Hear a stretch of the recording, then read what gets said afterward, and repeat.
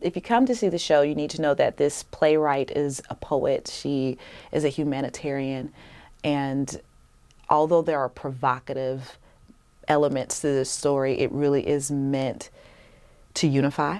It's family here in Reading, Pennsylvania, living comfortably at a specific production site that is now being moved over to a different country for, again, a fraction of the production costs, something that they have no control over whatsoever, and how because of that, because of decisions made by higher management, they all turn to each other once we get into survival mode. It's more about taking a serious look at some of the financial, economic decisions that have been made in the country and how those decisions have impacted the citizens. And in this show, a very small, specific group. It shows the people who are down in the dirt, in the trenches, working, just trying to do their best, being victimized by a system of government that doesn't even want to acknowledge that they exist. There are people in power that are putting these people beneath them, and this is the story of them struggling, and I think that's a story that a lot of people can relate to. It was more of a discussion of the actual event and what happened in Reading, Pennsylvania. This actually happened, and in some cases still happening, and it just added on to the responsibility we have to tell this story as truthfully as we can. My parents were living during this time period where we were seeing a deindustrialization of America, and particularly that part of the country.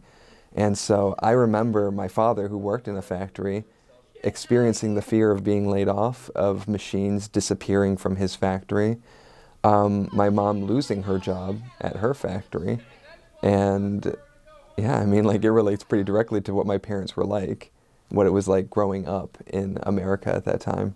I remember in the last scene of the play, Lynn Nottage goes on to write a very elaborate stage direction where we all stand in silence in a fractured togetherness. And I feel like you see a lot of that in the play, that contrasting fractured togetherness. How we're still a family dynamic, but within there are so many cracks and so much brokenness and darkness. There is a moment at the end of the play that just put complete silence in the rehearsal room. We all had to sit and just honor the moment, and I suspect that the audience will feel the exact same way.